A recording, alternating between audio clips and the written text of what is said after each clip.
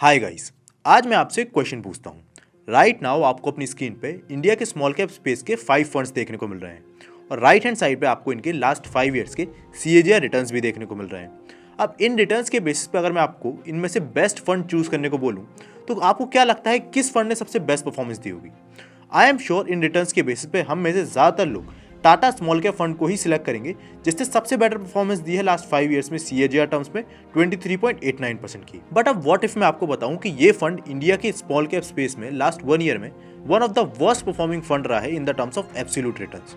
तो अब मैं आपसे यहाँ पर क्वेश्चन पूछता हूँ कि अगर आप ऐसे ही किसी नए फंड में इन्वेस्ट करने को जा रहे हो तो आपको कैसे पता है कि जिस फंड के जिस रिटर्न्स मैट्रिक्स को आप देख रहे हो वो आपको उस फंड की रियल स्टोरी बता रहा है, या फिर इवन जो आपके पोर्टफोलियोज के एग्जिस्टिंग स्टॉक्स या म्यूचुअल फंड है उनके केस में भी जिन रिटर्न मैट्रिक्स को आप देख रहे हो वो एक्चुअली वो सही मैट्रिक्स है जिनके बेस पे आपको उनको जज करना चाहिए। और यही मोस्ट ऑफ द इन्वेस्टर्स गलती करते हैं जहां पर वो लॉन्ग टर्म में अपने पोर्टफोलियोज के स्टॉक्स या म्यूचुअल फंड में गलत रिटर्न्स के मैट्रिक्स को ट्रैक करते हैं, जिससे उन्हें यही पता नहीं रहता कि जिस फंड या स्टॉक में वो इन्वेस्ट कर रहे हैं वो लॉन्ग टर्म में उनको अंडर परफॉर्म कर रहा है। तो ये समझने के लिए कि कहीं ये गलती आपसे तो नहीं हो रही, आज की इस वीडियो में पहले हम तीनों ही रिटर्न्स के मैट्रिक्स को बारी बारी समझेंगे और फिर ये भी समझेंगे कि आपकी सिचुएशन के अकॉर्डिंग आपको कौन सी रिटर्न्स की मैट्रिक्स को देखना चाहिए। सो वीडियो अगेन काफ़ी ज़्यादा इन्फॉर्मेटिव होने वाला है, तो इसको एंड तक देखिएगा। वीडियो को लाइक कर दीजिएगा, चैनल को सब्सक्राइब कर दीजिएगा and do press that bell icon, जिससे इस तरीके के इन्फॉर्मेटिव वीडियोज़ की नोटिफिकेशन फ्यूचर में भी आपको सबसे पहले मिल जाए। So with this let's start our video. तो शुरुआत करते हैं अपनी सबसे पहली मैट्रिक्स से, जो कि है एब्सोल्यूट रिटर्न्स की मैट्रिक्स। और यहाँ हम समझते हैं कि ये मैट्रिक्स एक्चुअली में हमें क्या बताती है और किस केस में हमें एब्सोल्यूट रिटर्न्स की जो मैट्रिक्स है उसको प्रेफरेंस देनी चाहिए। तो देखिए, एब्सोल्यूट रिटर्न्स की मैट्रिक्स हम तब देखते हैं जब पहले तो हम लमसम इन्वेस्टमेंट मार्केट में कर रहे हों वन टाइम में, और सेकेंडली हमारा जो इन्वेस्टमेंट का होराइजन हो वो लॉन्ग टर्म के लिए नहीं बल्कि शॉर्ट टर्म के लिए हो, जो कि 1 ईयर या फिर उससे कम का हो सकता है। तो लेट्स सपोज अगर आज आप 1 लाख रुपए मार्केट में इन्वेस्ट करते हो फॉर द नेक्स्ट 1 ईयर, अब लेट्स अज्यूम उस 1 लाख रुपीज़ की वैल्यू 1 ईयर के बाद 1,15,000 रुपीज़ हो जाती है।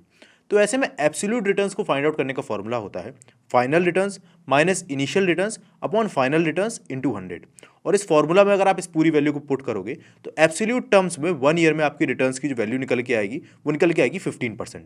तो यहाँ पर आप समझ लीजिए कि एब्सोल्यूट रिटर्न्स को हम चेक करते हैं जब पहले तो हम एक लमसम इन्वेस्टमेंट कर रहे हो एक बार में और हमारा इन्वेस्टमेंट होराइजन 1 साल या उससे कम का हो। But as we all know कि हम में से ज़्यादातर लोग इन्वेस्टमेंट लॉन्गर होराइजन के लिए करते हैं, तो इसलिए ये जो मैट्रिक्स है हमारे लिए फीजिबल नहीं होगी।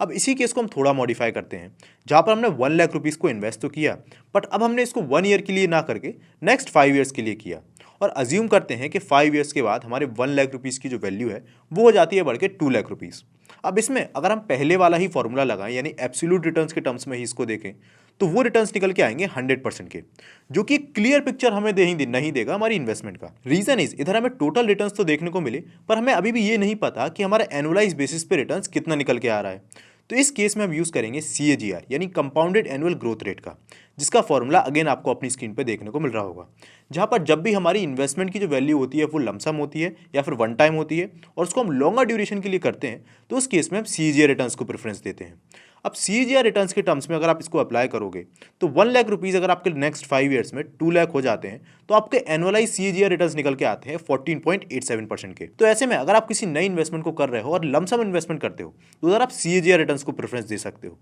पर यहाँ पर एक बात ध्यान रखिए, CAGR रिटर्न्स की एक लिमिटेशन है, और वो लिमिटेशन क्या है? लिमिटेशन ये है कि CAGR रिटर्न्स आपको एक फंड के पास्ट 5 ईयर्स या फिर कितने भी सालों के एक एवरेज पर एनम रिटर्न्स के बारे में बताता है।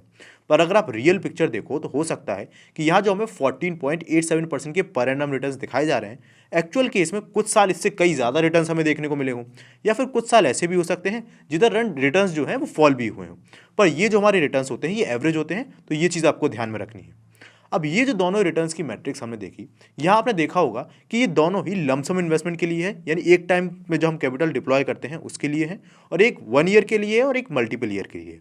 पर हमें पता है कि हम में से मैक्सिमम इन्वेस्टर्स अपनी जो इन्वेस्टमेंट है वो थ्रू आउट 10, 15 या 20 ईयर्स के लिए करते हैं। कोई लोग SIP के फॉर्मेट में करते हैं, बीच बीच में लमसम भी कर देते हैं, और इस पूरी इन्वेस्टमेंट में कभी कभी हम अपना पैसा निकाल भी लेते हैं। तो ऐसे में जो हमारी जो इन्वेस्टमेंट एक्चुअल होती है वो इतनी इरेगुलर होती है, तो उस केस में हमारे लिए सही जो मैट्रिक्स है वो क्या रहेगी? तो उधर रोल आता है XIRR रिटर्न्स का। तो अब XIRR रिटर्न्स आप किस तरीके से कैलकुलेट कर सकते हो उसके लिए मैं आपको एक्सेल शीट पे लेके चलता हूँ। तो यहाँ पर देखिए एक्सेल शीट पर भी XIRR को जो कैलकुलेट करने का प्रोसेस है वो काफ़ी ज़्यादा ईजी है। जहाँ पर लेफ्ट हैंड साइड पे मैंने डेट्स लिख रखी हैं कि जब से मैंने अपनी इन्वेस्टमेंट को स्टार्ट किया है, और हर उस डेट जिसमें अपनी एसआईपी को मैंने इन्वेस्ट किया है या फिर कोई लमसम इन्वेस्टमेंट भी की है, उन सारी डेट्स को मैंने यहाँ पर मेंशन कर रखा है। जैसे आप देख पा रहे हो, हमने 1 जनवरी से और 2010 से अपनी इन्वेस्टमेंट को स्टार्ट किया था, और वहाँ को इसको हमने कंटिन्यू रखा। आप देख पा रहे हो 1 दिसंबर 2024 तक। इस केस में आप देख पा रहे होगे मैंने -10,000 की वैल्यू ली है। तो माइनस मैंने इसीलिए लिया है कि जो भी एसआईपी में कर रहा हूँ, फॉर एग्जांपल अगर मैं 10,000 रुपीज़ की एसआईपी कर रहा हूँ, तो इन्वेस्टमेंट में मैं यहाँ पर -10,000 लिखूंगा, बिकॉज यहाँ से मेरे जो पॉकेट है उससे वो जो इन्वेस्टमेंट है वो जा रही है। इसी केस में आप देखोगे कि सारी वैल्यू आपको सेम देखने को मिलेगी। यहाँ पर आपको 9th मंथ में ऑफ 2010 20,000 रुपीज़ की एक पॉजिटिव वैल्यू देखने को मिलेगी। ये मैंने इसीलिए शोकेस की है क्योंकि यहाँ पर मैं एज्यूम करके चल रहा हूँ कि मैंने यहाँ पर जो 9th मंथ है उसमें 20,000 रुपीज़ की जो वैल्यू है वो अपने जो फंड है उससे विड्रॉ करी, यानी 20,000 रुपीज़ विड्रॉ करे और कोई भी एसआईपी उस मंथ नहीं करी। यहाँ पर मेरी जो वैल्यू बस कंटिन्यू रहेगी, और बीच बीच में अगर मैंने कोई वैल्यू विड्रॉ की हो, लमसम इन्वेस्टमेंट की हो, तो यहाँ पर उस अमाउंट को मैं बढ़ा सकता हूँ। अब यहाँ पर मेरा जो पूरा इन्वेस्टमेंट का रिटर्न आया after all these year, like almost 14 years, तो यहाँ पर मेरे 1 जनवरी 2025 को मेरे जो रिटर्न की वैल्यू है वो 90 लाख रुपीज़ बनती है, यानी टोटल कैपिटल की वैल्यू 90 लाख रुपीज़ है। तो इसको अगर मैं निकालूं कि एक्चुअली मुझे पर एनम कितने रिटर्न्स मिले अपनी इन्वेस्टमेंट पे, तो XIRR फॉर्मूला के अकॉर्डिंग अगर मैं कैलकुलेट करूंगा तो मेरे 19.79% के XIRR रिटर्न्स बने हैं, यानी पर एनम मैंने इस लॉन्ग टर्म में अपनी इन्वेस्टमेंट पे इतने रिटर्न्स कमाए हैं। अब इस पूरे ही रिटर्न्स पे ना ही आप एब्सोल्यूट रिटर्न्स कैलकुलेट कर सकते हो, ना ही CAGR रिटर्न्स, बिकॉज मैं जो अपनी इन्वेस्टमेंट है उसको एक बार में लमसम नहीं कर रहा हूँ और स्टैगर्ड वे में हर मंथ कर रहा हूँ। और यहाँ पर एक चीज़ और है, अब ये जो पूरा ही फॉर्मूला है मैंने इसके लिए एक्सेल शीट जो बनाई है, इसका लिंक भी मैं आपको डिस्क्रिप्शन बॉक्स में दे दूंगा, जहाँ पर आपको करना केवल सिंपल सा है कि यहाँ पर ये जो आपको ब्लैंक कॉलम देखने को मिल रहा है, इसमें आप पूरी ही वो डेट फिल कर दीजिए